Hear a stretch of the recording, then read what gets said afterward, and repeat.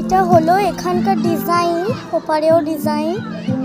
কত সুন্দর লাগে আমাদের এই বসন্ত উৎসব।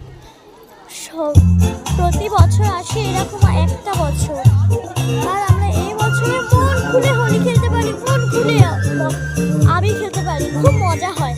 এই যে এটা তিথি, তিথি সরে যাও।